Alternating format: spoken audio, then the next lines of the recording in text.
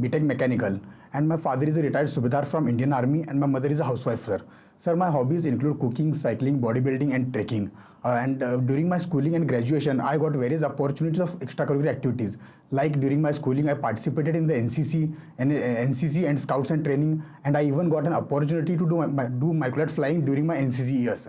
And during college, I have been holding various roles of leadership. Like I have been Joint Secretary of Gymnasium. Along with that, I have been Vice President of Mechanical Engineering Students Association. And I am looking forward to pursue my career in Defence Forces. Okay. Then are you going to CDS? Yes, sir. I have appeared for CDS thrice, sir.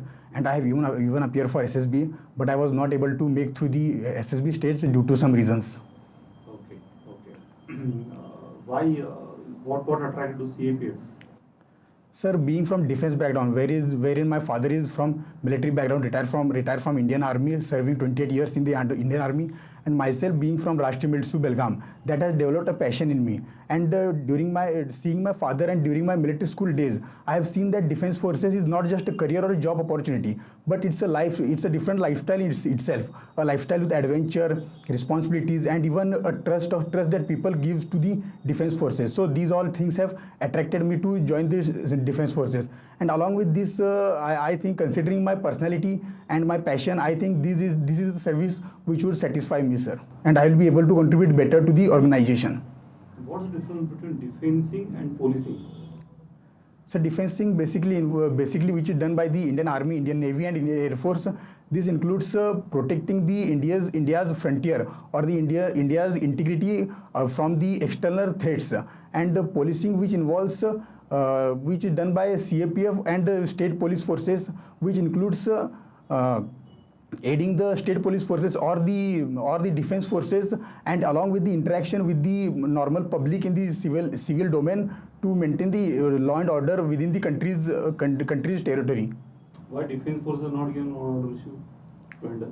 So defense forces have been made to look after the threats which are from the external. Additional function. Sorry, sir. Increase the number and give them additional function of looking at the internal order. Yes, sir. As my knowledge, I think that there is an international convention that defense forces should not look after the internal security matters. For that, CAPF or the paramilitary forces have been made.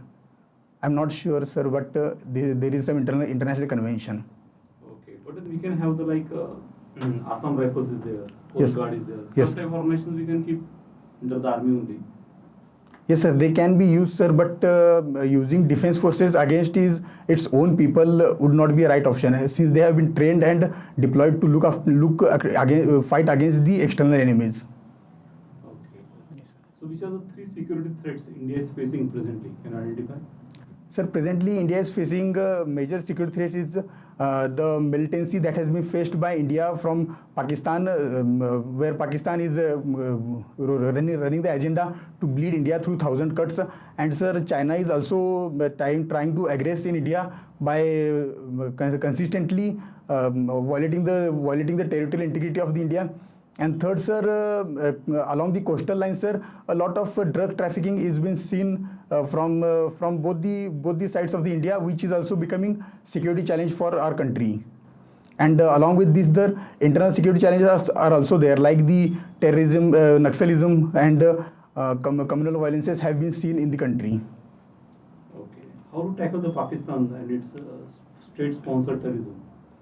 Sir, in order to tackle the Pakistan or the state-sponsored terrorism, as you said, first of all, India should gain support of the international community so that Pakistan's actions could be controlled. As Pakistan was till now in the grey list of the FATF, so such watch should be kept on the Pakistan to avoid such activities that have been taken by the Pakistan. Second, sir, India need to build a robust border management so that infiltration of the militants from the Pakistan should not take place, sir.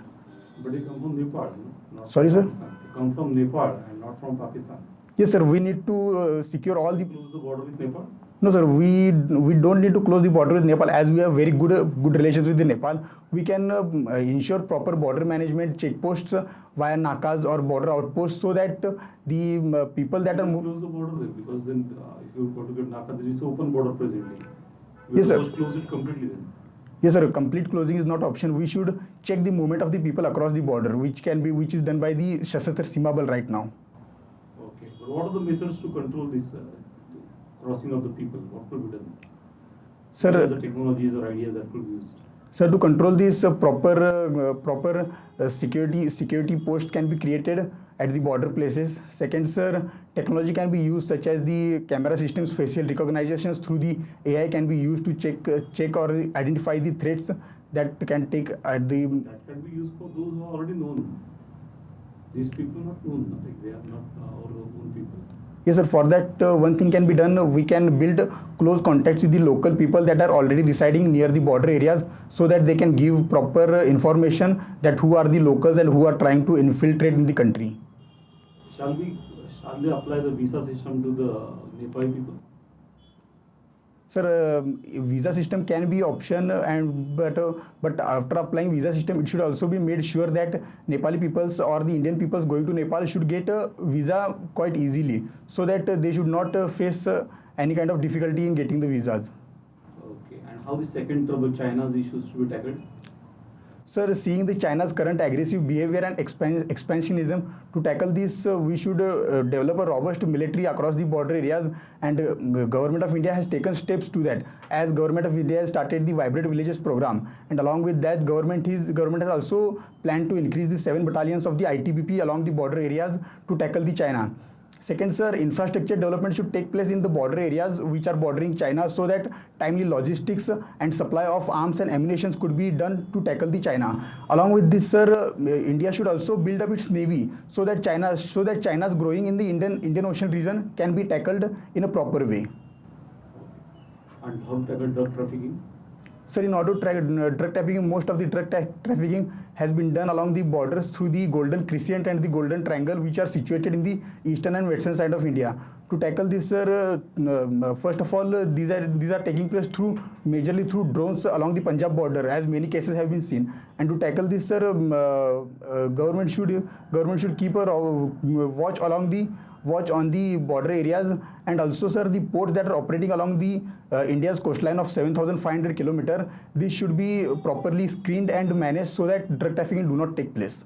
What is your opinion about Agnipath? Shall we in CAPF also introduce the Agnipath? Sir, as per as my opinions about the Agnipath are concerned, it is a very good scheme that has been brought by the government. As defense budget has been increased, we will get a motivated and young youth for the Indian Army to protect the security of the country.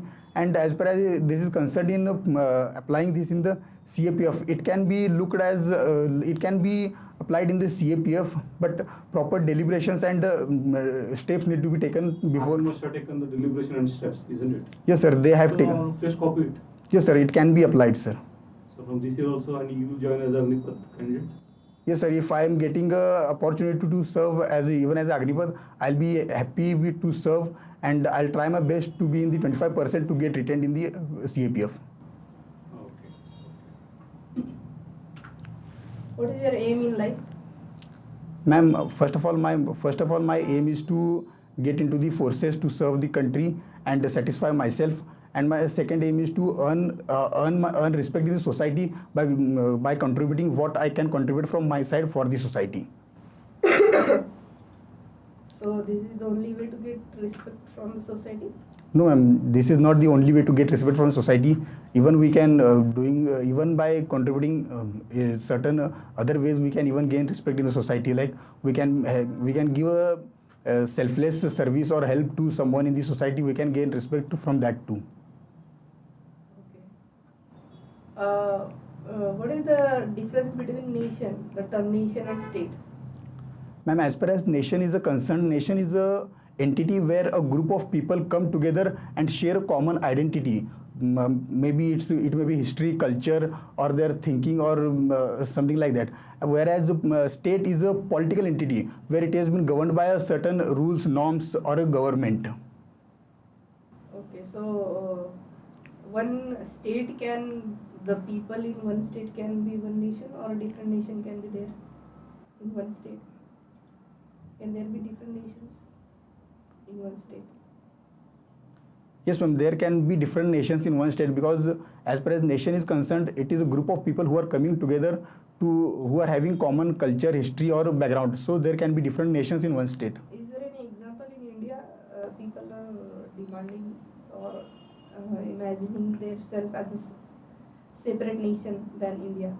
Yes, ma'am. There are many northeast rebellious activities that have been carried out who are demanding separate nations, or separatist movements have been carried out to carve out their own state or nation from India, because they are having their cultural significance considering those points. Is there any example in South India like this? Sorry, ma'am, I'm currently not able to recall it. I'll read upon it. Okay. Have you gone through today's newspaper? Not in detail, ma'am, because I have been traveling since morning. Okay. What was the headline? Do you Ma'am, remember? one headline that Yesterday's newspaper. No, ma'am, today's one headline that I could remember is that currently, Narendra Modi has started one AIMS in Guwahati, Assam, which will be having 100 beds capacity and which will provide MBBS courses to the students. It was the headline. Yes, ma'am, it was a front page headline. How as a civil society we can contribute in fighting terrorism? As a civil society, ma'am, in order to fight terrorism, we should first of all talk with the people that are residing in the areas where terrorism has taken its roots, and by talking to them, we can aware them that not to fall prey to the external forces which are radicalizing them and getting them attracted towards the terrorism and changing their ideologies to fight against the nation. Okay. You are from Belgaum? No, ma'am, I have done my schooling from Rashtriya Middle School, Belgaum. Okay. I am from Sangli. What are the issues right now in Maharashtra border districts? Yes, ma'am. Karnataka. Yes, ma'am. There are the issue, the dispute between Maharashtra and Karnataka is going since the state reorganization, because Belgaum is having prominently Marathi-speaking people. So Maharashtra is demanding that Belgaum should be made part of the Maharashtra, whereas Karnataka is not agreeing to Maharashtra. Even one committee was made which suggested that status quo needs to be maintained, but this issue has not yet settled, and currently Maharashtra even started Jyotirao Phule health scheme, and which even included the bordering districts, bordering areas of the Karnataka, which was objected by the Karnataka government. Okay. What is the current, can you name some of the problems in Maharashtra? Ma'am, some of the prominent problems that have been faced by the Maharashtra, the first major problem is the farm suicide that is taking place in Marathwada as well as the Vidarbha regions. Second is the over migration that is taking place in Maharashtra from other parts of the country. And third is the frequent floodings that take place specifically in the western part of the Maharashtra, ma'am. These are the three major problems that Maharashtra is facing. Migration the major problem? No, migration is not a major problem, because as per the constitution, they have their right to settle in any part of the country and even work in any part of the country. But too many people are getting settled in the Maharashtra, so that is why the population density of the Maharashtra is increasing, that too in the western part of the Maharashtra, in Mumbai and Pune parts specifically. What about unemployment? Sorry, ma'am, I am not aware of the exact data of the unemployment in Maharashtra. What is unemployment rate in India right now? Do you know? Sorry, ma'am, I am not aware of the exact data. Can you give some of the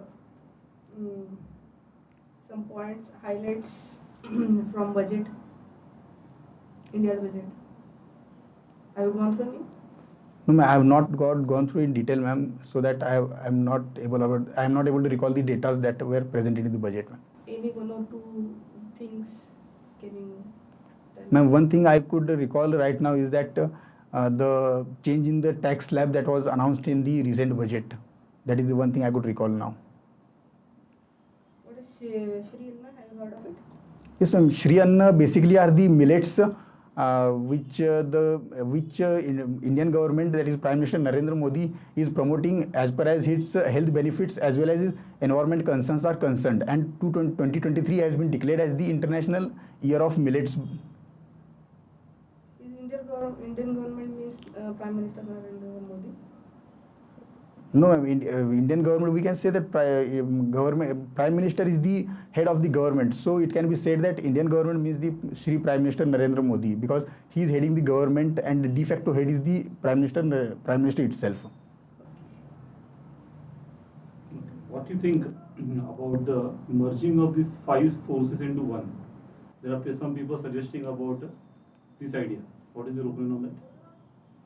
Sir, as per as the decision, I am not aware of the suggestions that have been made, but in my point of view, already these forces are operating kind of merged, because they all come under the Ministry of Home Affairs. They all are considered as the central armed police forces.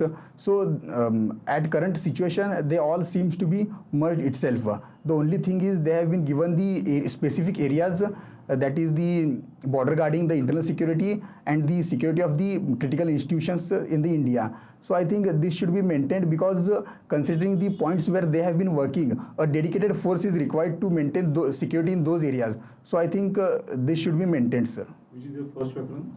Sir, my first preference is CISF. Last one. Last one is Sashastra Seema Bal. Why CSF is first? Sir, all the forces are equally good and I'll be equally happy and proud to serve any of the forces, sir.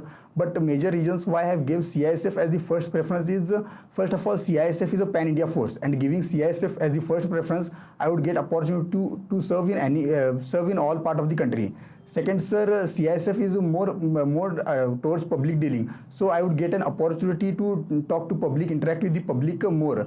And third, sir, CISF is going to provide me better balance between my professional and my personal family life. Which is the biggest force, the numbers? Sir, biggest force is CRPF in numbers. What is your rank in the for CRPF? Sorry, sir. Which rank you have given to the CRPF? Second, sir. Second. Yes, sir. Okay. Thank you. Yes, sir. Thank you, sir. Thank you, man.